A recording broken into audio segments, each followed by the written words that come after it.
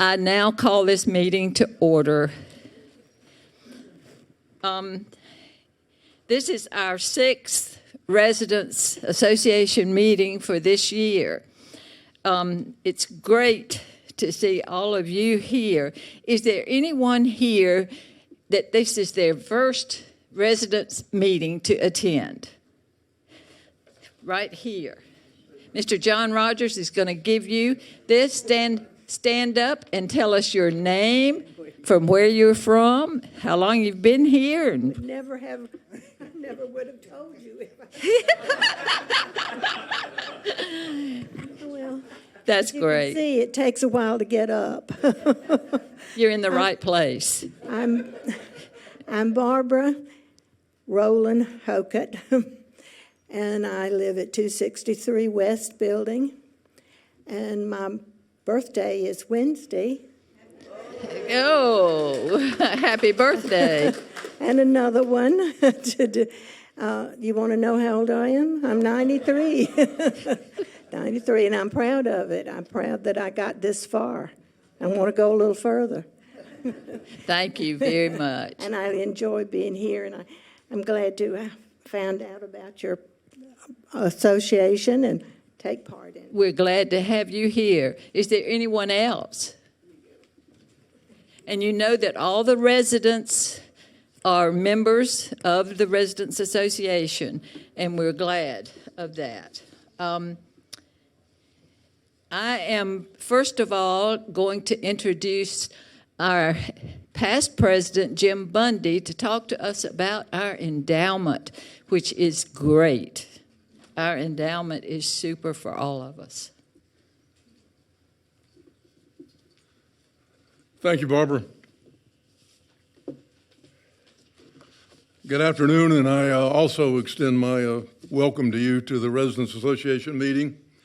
You have seen, I'm sure, the poster, which has been up for at least a week or so now, indicating to you that the campaign is getting ready to start. But I want to take just a few moments to tell you a little bit about the campaign. In 1984, when Springmore was begun, Judd Ammons had a vision of a place where residents could spend the rest of their lives and be as active as they chose to be, and he wanted a place where they could be taken care of as long as it was needed. At some point, as circumstances changed, it became apparent that in order to keep the promise of lifetime care, a fund would be needed to be created, and this fund would help residents who, through no fault of their own, would need some assistance in paying their fees so that they could remain at Springmore. And so in the early 1990s, the Springmore Endowment Fund was created. Now, since each of you went through the process, you know that when you made an application here, your application underwent a thorough evaluation of your assets and your income. And in spite of this, some residents may still need assistance if they outlive their resources and need to have a subsidy in order to let them remain at Springmore. We currently have 6 residents at Springmore that are 100 years old or older. We currently have over 150 residents who are 90 years old or over. Springmore takes such good care of us that we live here longer. When a resident makes a request for a subsidy, it is investigated thoroughly by the executive director and must be approved by the Endowment Fund's board of directors. The names of the residents receiving subsidies are confidential, and they continue to receive all the benefits of being a resident of Springmore. The fund is managed by that board of directors, and those members serve without compensation. The board is responsible for the approval of all gifts to the fund, the investment, the management of those gifts, and the approval of all disbursements. As an endowment, it has 2 parts, the principal and the interest. The payments from the fund cannot come from the principal. That's the amount of money that you donate. The payments can only come from the interest, which is earned and is considered income. The goal of the fund is to pay 100% of the subsidies. Unfortunately, at this time, the income from the fund pays only slightly less than 50%, and the balance of the subsidy is paid for by a line item in the Springmore operating budget, which comes from our monthly fees. This is why it benefits us to grow our endowment fund to be as large as it possibly can be. There are several ways that you can contribute to the endowment fund. Of course, you can write a check anytime you want to, any time of year, but we actively solicit donations during these 2 weeks of the endowment fund campaign. Other ways to give, you can give donations in memory of, you can give donations in honor of. We just got in the mail yesterday or today a list of the May donations that indicates who was giving donations in memory of or in honor of someone. You can give gifts of furniture, household gifts, bequeaths and wills, gifts of stock, bonds, real property, gifts of insurance, income gifts. Any way you want to give some, we can figure out a way to make it be accepted by the endowment fund. Offers to the gifts to the endowment fund qualify as tax deductions for both federal and state income taxes. In addition, the endowment committee sponsors several fundraising activities during the year. The endowment fund's giant indoor yard sale will be Wednesday, September 23rd. Bingo will be on Friday, October the 30th with a Halloween theme. Halloween cards will begin in late November into December, and these are all fun events which you can participate in, and they're always popular with residents. This is my first year as the chairman of the endowment committee, but I've been on the committee for several years now, and I'm aware of many reasons residents give for not wanting to contribute to the endowment fund. Let me review a few of what I call the endowment fund myths. Myth number one, I hear that you have a fund that's got $13 million in it, so I don't think you need any more money, so I'm not going to give you any more. Well, part of that statement is true. The endowment fund does have $13 million in it, but remember principal and interest that I mentioned earlier. The $13 million is the principal, and the endowment fund cannot use any of that for subsidies, as they must come from the interest which is generated by the principal. Myth number two, I really would like to give, but I don't have $5,000. Well, who said you had to give $5,000 or $500 or $50? There's no maximum, there's no minimum that you have to give. We will accept your $5 check just as quickly as we will accept your $5,000 check. All donation amounts are completely confidential, and no resident, including the endowment committee and including the chair of the endowment committee, knows who gives what and how much. Keep this in mind. If one resident gives $5,000 and 499 residents give $0, then we have $5,000. But if 500 residents give $10, then we have that same $5,000. The 500 residents can give that $10. We have the $5,000, and so that's one thing that we want to try to address as we want to stress participation from many residents as possible. We want to try to have a giving rate of 90% of residents giving something to the endowment fund. Giving by a large percentage of residents is just as important as the total amount given. Myth number three, I have a 10 million, pick a number, portfolio, and I am certain that I will never need anything from the endowment fund. So I'm not going to make any contributions because I'm never going to need it. And you may be correct in your assumption. I hope you are. I hope you do never need it. But remember that there are others here who don't have maybe that portfolio, or maybe it got spent because of the length of time that they had to stay here, and they're your neighbors. They may be the neighbor that lived next to you for 5 or 10 years. They may be that neighbor that you ate with 100 times, lunch or dinner, when you were in the dining room. And it also may be that neighbor that spent the last 4 or 5 years in the health center. And we have to be realistic about it. The health center, because it is 24/7 and it is skilled nursing care, is an expensive operation, and it can drain your resources very quickly. So as a result of that, neighbor helping neighbor is an important theme that we want you to keep in mind. You may not need it, but your neighbor may need it. Myth number 4, I heard that we gave a subsidy to a resident who owns $1 million beach cottage. It's not going to happen. The thorough investigation of assets and income of the resident by the executive director would uncover this, and it would never be approved. Okay, I heard he really doesn't own it, but what he did is he just deeded it to his son 3 months ago. Not going to happen. There is a look-back period here that the executive director will be examining, and that would be uncovered, and as a result, it would never be approved. Finally, myth number 5. We pay a lot of money to Springmore each month, so why can't that money be applied to that subsidy so we wouldn't even need an endowment fund? Well, we actually have already addressed this, because even though there is $13 million in the fund's principal, it does not generate sufficient amount at this time to pay for the 6 residents who are currently receiving subsidies. It only pays about 47%. The other part of that has to be picked up from your monthly fees.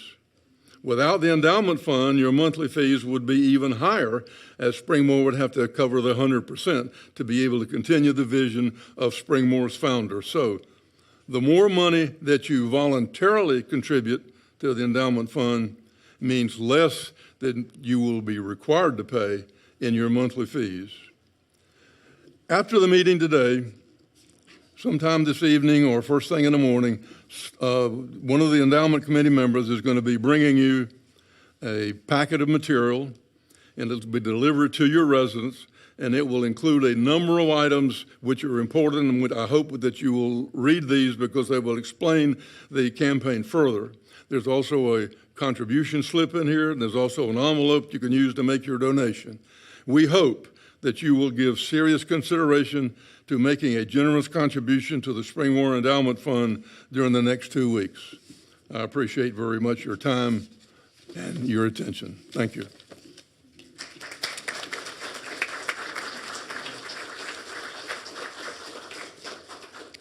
Thank you very, very much, Jim. That was a good breakdown of what the endowment does, and I've known people that have needed it and people that have given to it. Wonderful. Now I'm not going to forget him. The executive director, Brad Dilday, has some things for us. Hey, good afternoon, everyone. I'll be brief. I don't have a ton to share today, but I wanted to hit a couple of kind of hot items. The Spectrum, the community channel that I know is not working. Most places in South Village, there was a line cut. We're working with Spectrum to get them out here as quickly as we can to get that repaired. But as you probably know from having to communicate with them, it's a very siloed organization. So they're sending us place to place to get that accomplished. But we hope to have that done in the next week or two. And also over at South Village, I know that the gas issue that we've had over there, our contractor is currently working on extending the piping that is required to get outside of the building. Once that is done, Enbridge told us it will be about 2 weeks for them to come and get their lines in. They got to bore under the ground and tie their lines into those. So we're looking, hopefully by mid-July, we'll have that circumstance under control. And then finally, the hotly debated, should have never been there, patch of LVP right outside the great room and the dining room that's miscolored and looks atrocious. I don't know why it shouldn't have been there in the first place, but that is going to get done this week, so you won't have to look at that discolored little spot anymore. So I think that's all I got. Y'all have a wonderful day, and again, if you have any questions or need anything, feel free to reach out. Yes, ma'am. We don't know what you're talking about. Right when if you go down these stairs right here, and you turn right to go into the great room, right where that threshold is, there's a patch there's one long patch and one short patch that are very different colored wood. It looks terrible. I agree. I don't know why I was ever there. So it's going to be fixed by Friday. It took long enough, but it'll be done. So yeah, but if y'all need anything, feel free to reach out to me, and have a good afternoon. Thank you.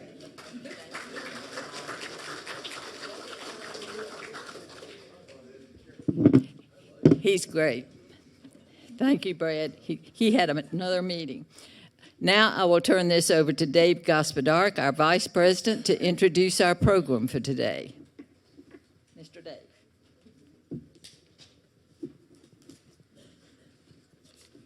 Thank you, Barbara. I am pleased to introduce the Reverend Ashley Ann Masters. She's the Executive Director of the Presbyterian Campus Ministry in Raleigh. From April of 2020 through October of 21, she also served as a staff chaplain at Wake Med during the height of the COVID-19 pandemic. She holds degrees from Columbia Theological Seminary and Presbyterian College. Prior to campus ministry, she served as a manager of interfaith spiritual care at Ann and Robert H. Lurie Children's Hospital of Chicago. Her clinical chaplaincy units were oncology, palliative care, and transport. She is co-author of Bless Her Heart, Life as a Young Clergywoman, author of Holding Hope, Grieving Pregnancy Loss During Advent, and contributor to Talking Taboo, American Christian Women Get Frank About Faith. I have a personal story about campus ministry. My son, Andy, was part of the Presbyterian campus ministry when he was at NC State. He went on a mission trip to Haiti with the Presbyterian campus ministry, and it changed his life. It's amazing what participation in a program like that can do to you. Please welcome Ashley Ann.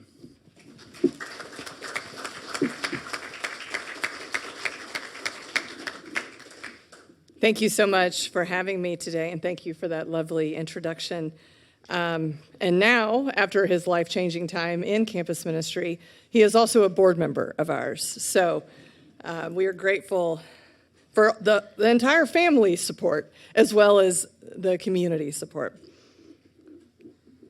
All right, so Presbyterian Campus Ministry of Raleigh. We serve NC State, Meredith, Wake Tech, and Peace, and any student who is aged 18 to 25 who just needs a community. Especially after COVID, we saw a lot more young people that needed to live at home for financial reasons, or they realized that they felt called to something different. They realized what happened during COVID. Some of them are grieving people they lost during COVID. We have a student whose mother died of COVID, and it changed them, as grief changes all of us and as a global pandemic changes all of us. So some of them went from engineering to social work, that kind of thing. So there was a lot of change to be sure we are still meeting their needs of community and fellowship, and just, you can't have too many adults who love you. We have just anybody in the Raleigh area, 18 to 25, is more than welcome. You don't have to be enrolled at a campus. You don't have to be Presbyterian. We have 3 recovering Catholics, so we welcome everybody. And some people come because we're walkable. That's a perk. You know, it doesn't matter. If you need community and you want to deepen your relationship with God and other people and are just trying to make sense of some of the hot mess of the world, that's why we're here. So we are housed out of West Raleigh Presbyterian Church, which I've already heard some stories that some of you know about that. West Raleigh and our campus ministry are 99 years old. We turn 100 next year. And for those who don't know the history of West Raleigh Presbyterian Church, it branched off of First Pres Raleigh 99 years ago, obviously, because they decided that there needed to be a church that faculty and students and staff did not have to take the bus to go to. There should be something in walking distance. So that's why it is right there. It's Horn Street is the address, but it's right across. It's Hillsborough is part of the building side. So 99 years ago, First Pres decided they could start that there. So the pastor at the time was also the pastor at West Raleigh. And here we are 99 years later. The campus ministry has also, it was a huge part of that passion project, that it be a space for college students who also could not afford to take the bus downtown, or it's just a hospitality piece of being walkable. So that is where we are housed. West Raleigh gives us student center space, which is, it's the basement. It was a fallout shelter from the Cold War, so it is very safe, and we have now renovated it, so we no longer have asbestos and things like that. So it is a renovated fallout shelter that students have found It sort of started as a joke that it was a fallout shelter, but students find it deeply meaningful because of the world that they live in. They grew up in active shooters. They grew up in bomb threats. So that is where we gather when any of those things happen. If there's a threat of something on campus or nearby, they say, we're going to the fallout shelter. That's where we feel safe. And so it's all the support provides a literal safe space for them, physically, as well as a brave space for them to grow and learn. So West Raleigh gives us that. They also give us office space, and that is part of their gift and commitment. That will never be an overhead cost. That is a huge gift to the ministry, 99 years strong. And then other Presbyterian churches throughout the Presbytery of New Hope also support us. So we have multiple board members who represent multiple congregations throughout Raleigh. So our board is comprised of people who represent congregations who give $500 or more, and that gets you a seat on the board. And it is really important to have the voices and perspectives of various congregations. It's also, I want as many adults as possible in these young people's lives, because often somebody will say, I think I want to be an accountant, but nobody in my family is an accountant. I'm the first one to even go to college. Is there somebody I could talk to that's not my professor? Because, of course, they want me to go be an accountant. And I can say, we have a board member who's an accountant. Or I can say, this church member at this church started their own firm. I'm sure they would take you to lunch. So it's an excellent way to have a mentoring program. And again, I want them to have as many adults as possible in their life. As people of faith, it's also a way that the community can fulfill the baptismal promises that were made. Typically, in the Presbyterian tradition, we baptize as infants, so they don't remember that people made promises on their behalf, but the community made those promises, so it's a way to fulfill those. So I'll show you some pictures of our current students. The majority of them are from the Raleigh area. We have, of this group, we have 3 who are first in their family to go to college. We have the young woman on the far right in the floral dress. She was our exchange student this year from South Korea, and she found West Raleigh and campus ministry because when she was doing her orientation for international studies, they said, if you find a faith community, they are generally nice people. So thankfully, we lived up to the hype, and she got to go to the beach. They didn't tell her there'd be a beach trip. But she was with us for the entire academic year and immediately felt welcome in our community. And she is now back at home, and we are missing her, but happy for her. And that's the beauty of campus ministry. Every semester is a different congregation. And, for better or worse, they graduate. Sometimes it's a good luck, and sometimes it's, don't you want to stay here for grad school? So goodbyes happen a lot, and the fluidity of that community really matters and makes that possible. So we have some in this group. We have 2 who are aerospace engineers. One of them comes from a family of farmers. It is fascinating how they are using their God-given gifts to change the world and to be a part of it. As I mentioned, we have a student whose mom died of COVID. We currently have 6 students who have at least one parent who is deceased. And again, these students are all 18 to 25. So my mother has been deceased for 13 years. So we started the Dead Parent Club, which sounds crass, but it's one of those, when you can share that grief and name it for what it is. We do a lot of grief work, and we do a lot of naming. What about our parents we want to carry forward? What are we so proud of that we have their DNA? How do we want to live out their gifts in the world and their legacies? So that some of those are represented in this group here too. And it is a space to be vulnerable and authentic and name what you miss and who you miss, as well as, it's a place where we can carry each other's grief and joy and celebrate together. Often, as you all know, with grief, sometimes the celebrations are the hardest. So every graduation that a parent is missing is, we show up to say, oh, your mom would be so proud of you. And we know it, and here's all the reasons why. So that is a huge part of what we do as well. And again, all the congregations and individuals that support us make that possible too. So it is far more than simply, we hope you do well on that test, do you need some pizza? It is much deeper than that, and it is life-changing, as he mentioned, but also life-giving for so many.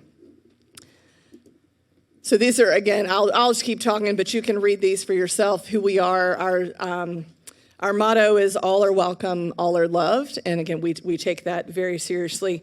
As you see there, it was founded in 1927, so we are very much looking forward to the 100th birthday.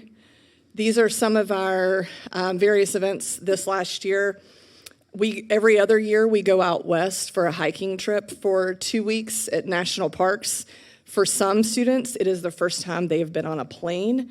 We had one student in 2018 who he had never been on a plane and he had never slept outside. So he flew to Phoenix and then he slept at the Grand Canyon. So, go big or go home.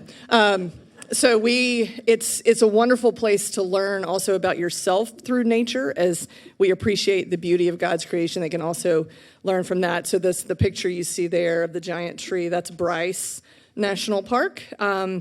We do feeding ministry meals twice a semester. So West Raleigh has an amazing feeding ministry that offers meals Monday, Wednesday, and Friday year-round. And so PCM students cook on Wednesday nights so that the following Friday, all of the guests have a hot meal. And that's a way for students to be directly involved and engaged. Many of them could not serve that meal because of class schedule, and we want them to go to class. We want them to keep scholarships and be educated. So we have come up with this idea of ways that they can still make the meal and know that our guests are receiving it. We also go to various partner churches. So all the churches that support us, we go throughout the calendar year so that they can meet students, hear stories of lives they are changing, as well as just hear recent updates. The Krispy Kreme Challenge, for those who are familiar with Krispy Kreme Challenge. So we had 2 students do that. These are the 2 that managed to actually succeed and kept the donuts inside. For those who are not aware of what Krispy Kreme Challenge is, you run like 2.5 miles, eat a dozen donuts, and run back. As you can imagine, the GI tract is involved. So those 2 are happy because it all was copacetic. So yes. So these are some just bullet points of why campus ministry matters. And as you all know, the state of the world. And currently, the majority of college students meet the criteria for at least one mental health problem, which is a nearly 50% increase since 2013. We see that every day. Anyone in academia is seeing that every day. Rates of mental health problems are the same among students of all races, but students of color are less likely to get treatment. Counselors and counseling centers are overwhelmed. Again, that sort of started in 2020 with COVID and is still continuing. Waiting lists are long. Many counselors are burned out. At NC State, they can't take on any new students. Like, they are booked. So a lot of the counselors and social workers in the greater Triangle area have given professors, campus ministers, other pastors their information to say, I have openings on Thursdays if anybody needs to come. So the community is really rallying around these young people to be sure that those who are seeking help can get the help they need. 44% of students reported symptoms of depression.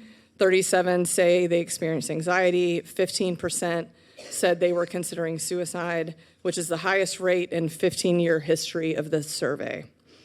And more than 90,000 students participated in it. For those who are familiar with NC State, a few years ago, we had multiple deaths throughout the academic year that deeply impacted the campus. Our students were friends with them, but also just obviously that affects everybody, and everybody was grieving. The faculty and staff handled it beautifully. Everybody really rallied around each other and around these young people, and that is how we now have mental health days throughout the North Carolina system. So there is always a Tuesday in September that all of the North Carolina colleges have that day off as a wellness day for mental health. And you're encouraged to do something for your mental health. For some, that is yoga. For some, it is a service project together. For some, it is finding a new therapist. But that is true at Carolina, Duke, State. It's throughout the North Carolina education system. And there's also a wellness day in the spring semester as well.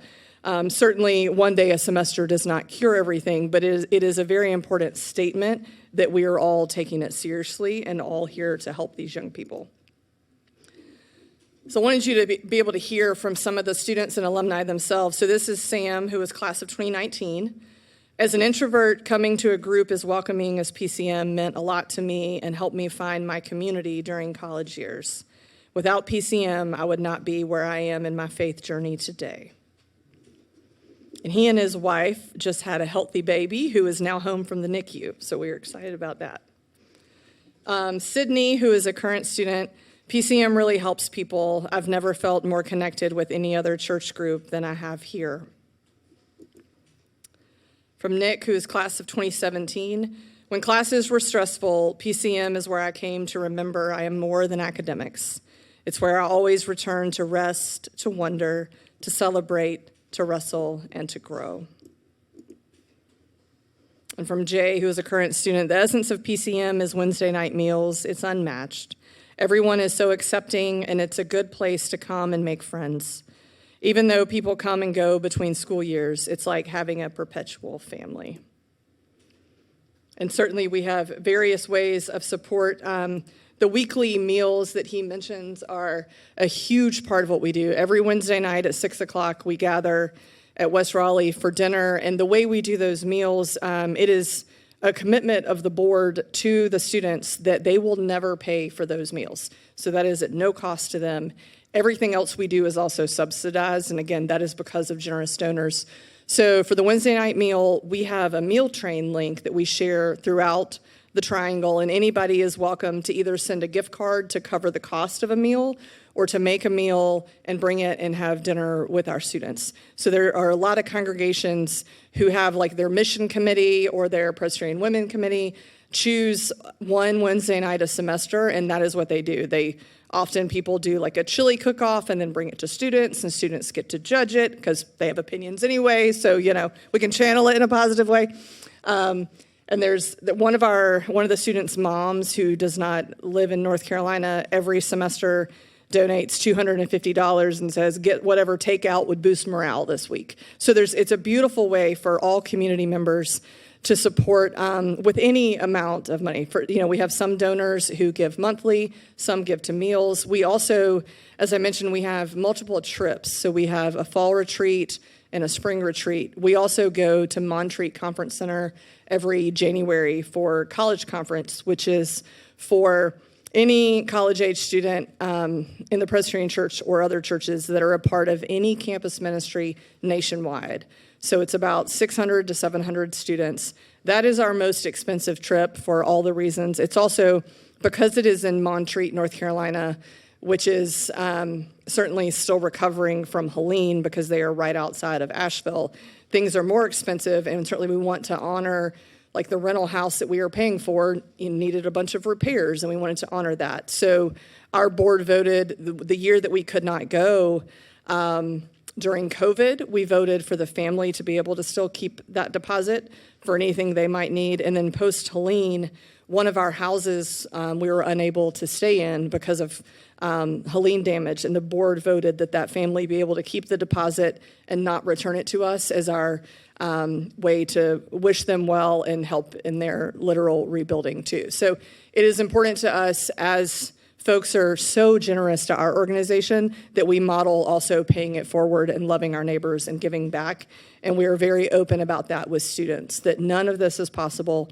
Everything is subsidized, and it is all because an entire community cares that much about young people. In some cases, they may not even ever meet them or know them. So we are on social media and all of that like everybody else. This is from one of the marches with Reverend Dr. William Barber, the Love Forward Together. Our students are very active in public policy change as well, especially when it comes to education and healthcare. They are very passionate that all humans deserve access to both. So I want to let you hear directly from students. We have 2 videos. There are subtitles in case the volume is not as loud as we would like. this place helps people. Like, college kids have a place to go here. A moment that stuck with me the most about PCM is the first beach trip we had last year. I just felt like I was having a hard time finding my purpose and like, why am I doing this? When we went on that trip, it was like so eye-opening. It made me completely forget about like everything that was worrying me. It was so sad to come back. Yeah, I knew I wanted like a community, and so I found it in the church. I didn't necessarily think I would find it in the church, but I did. And I had always gone to church, but I feel like it's only more recently that I feel like I chose it instead of like, you know, just like going out of obligation. Because now I go because like it feels good, and I feel like I'm learning more about myself, which in turn helps me interact with other people. So I feel like even just in this short amount of time, I've grown a lot. But I couldn't tell you how. I've never connected with any other church group more than here. Like, and that's saying something because I've been a lot of places. I love PCM. Yay!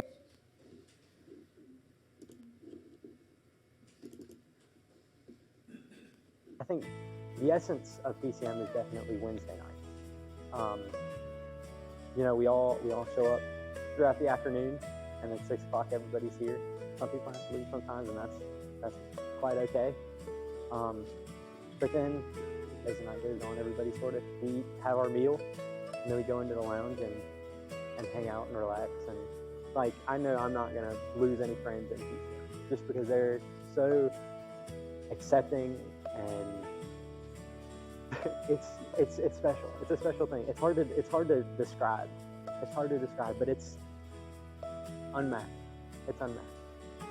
It's really special. Good place to come where you have friends for, you know, you meet some of these people freshman year, and then some of them graduate and new people come in, and it's just a perpetual family, you know. It's a good place to spend your time. And now we're seeing a lot of growth right now, and it's really exciting. And I'm excited to see how much more it does grow in the next year and a half. All right. So I have talked for a long time. I want to give you all the opportunity to ask any questions of our campus ministry, of campus ministry in general, State of the Union for college students. I'm happy to answer as best I can, but would welcome any questions, thoughts you have after hearing this. Yeah. Oh, perfect.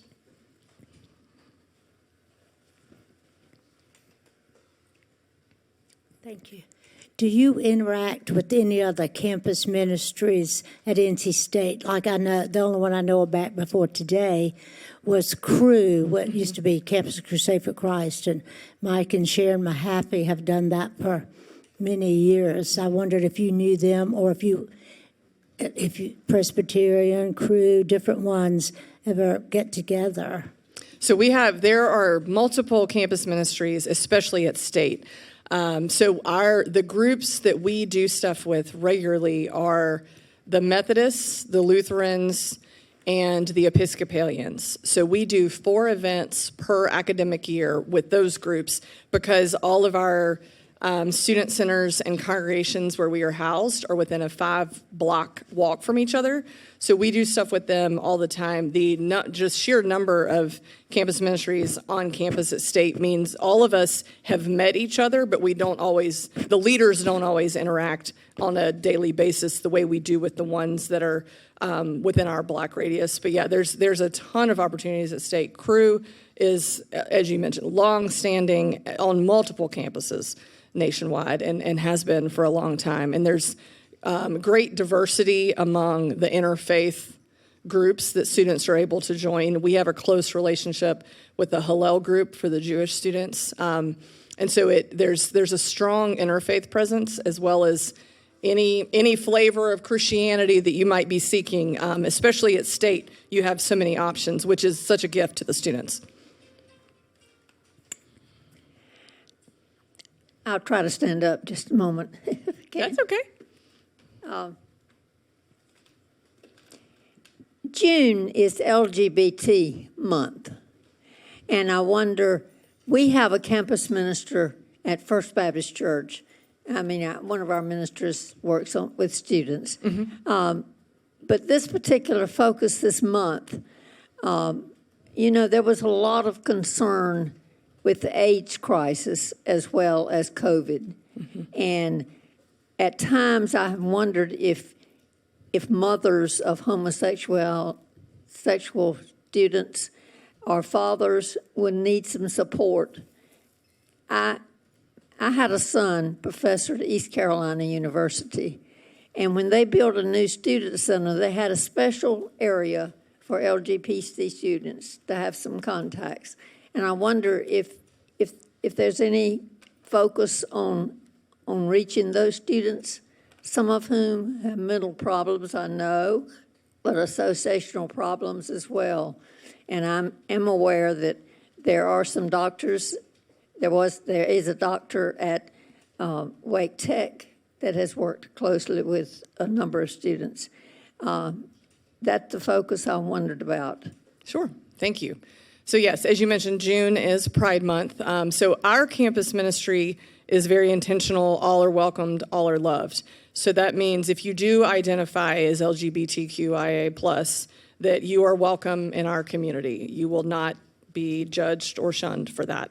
I would like to add that there is a new book by historian Daniel J. Ross, and he talks about the problems that came out of the Second World War with African Americans, with Jews, and with homosexuals. And he addresses that in his book, in history. And it has to do with the Ku Klux Klan and other groups that were a problem at the time. Thank you. Thank you. Yeah, I am not familiar with it.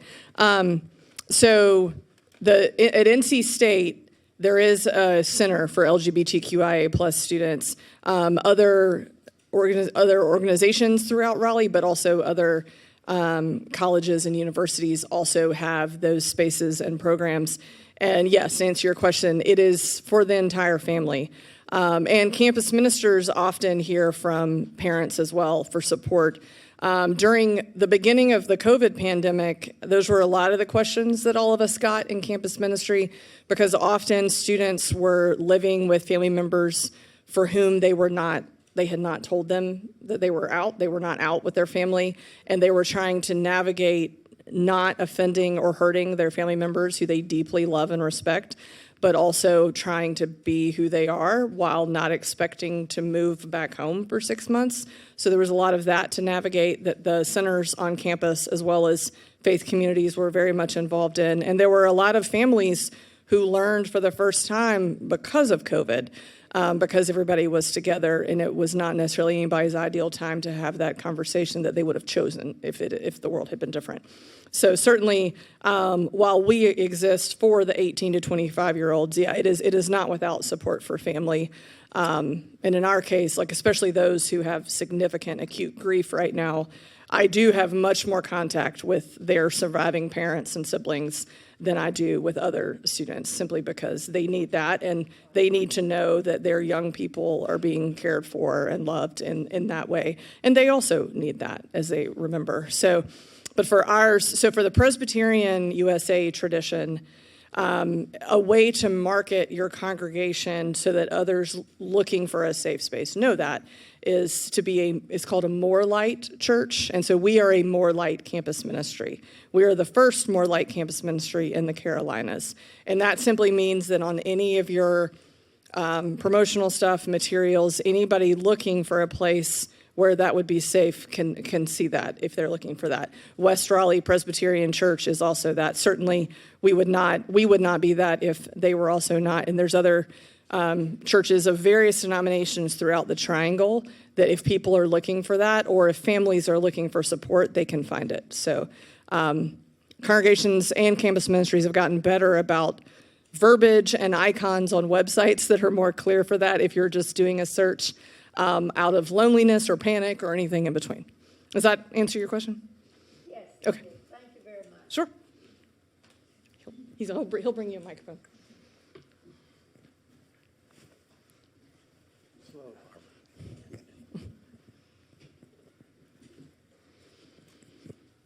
Thank you.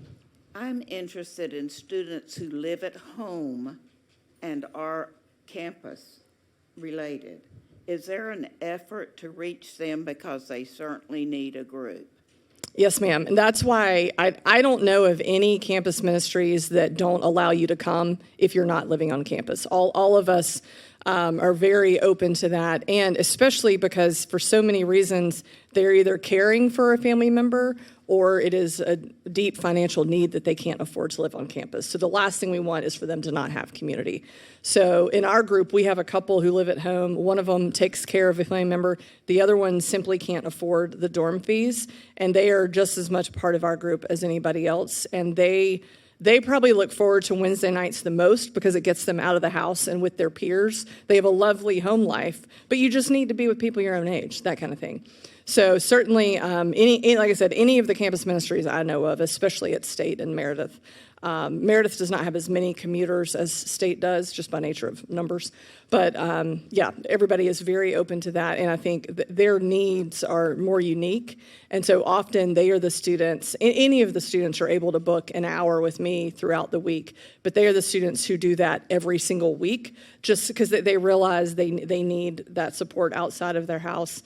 And they need to feel a part of the community in every way possible because they do feel like they miss out on like dorm room conversations and hall meetings and that kind of stuff. They don't want to miss out even though this is the best thing for their family right now. So How do you reach those students so they know that it's safe? So we are part of the Well Wolfpack organizations, and those are ones that we've received an award for being, for our hospitality as well as our inclusion. So if you look on various websites at State and you are looking for a faith community that has priority on mental health and community and all of that, we pop up. So you don't have to be Presbyterian to find us on that.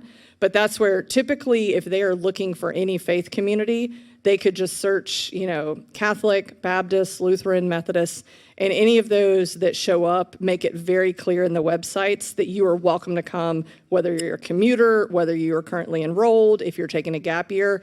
That verbiage is really clear on most of our sites, so that would be how they know it.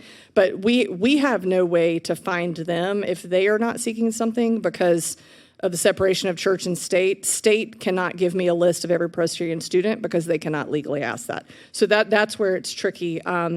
Duke has also changed that now. It used to be that the Presbyterian and other denominations at Duke would receive a list of here's all the Baptist students, but they can't do that anymore either. So this is where, we try to make it as clear as possible that if you manage to get to our website from various places, word of mouth or whatever, that it is very clear that you are welcome and come try it out. And I tell all of our first-time students, if we are not the right fit, I will help you find the right fit. It matters to me that you find who you need. Like, we're just one of the restaurants. Try the menu, because all that matters is they get what they need. And we may not be that. Some people come to us because we are open and affirming. Some people come to us, don't come because we are. That's okay. Like, you get to navigate that, and you get to have your own convictions. And I want to affirm that. And we can help you find places, that serve. So, yeah. Mm-hmm. Thank you so much, Ashley. Yes. Thank you. Thank you.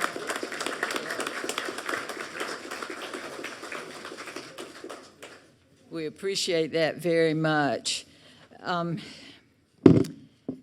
It's time for the door prizes, but I do want you to know that the door prizes, Vidya used to give us the door prizes, but Pathways in Springmore are now doing that.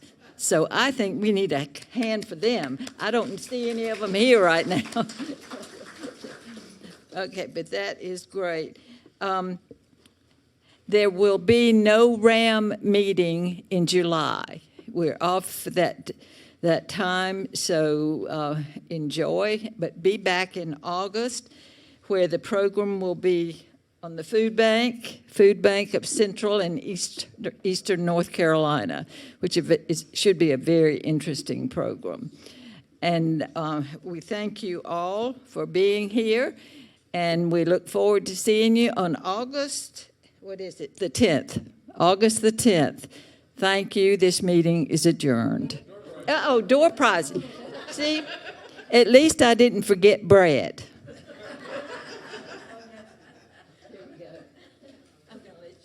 Oh, sure, sure. One from this one. Okay.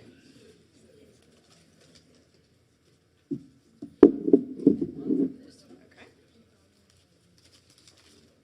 Something that ends in 33. Happy to. Let me double check. No. Maybe the red one did. All right, the red one is 026070. Oh, Susan, here we go.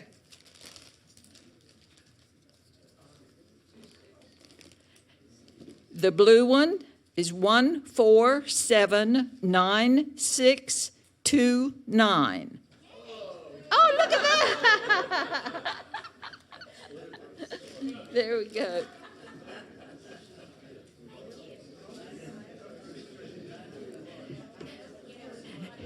Did I forget anything else? I think that's it. It's adjourned. Thank you, guys.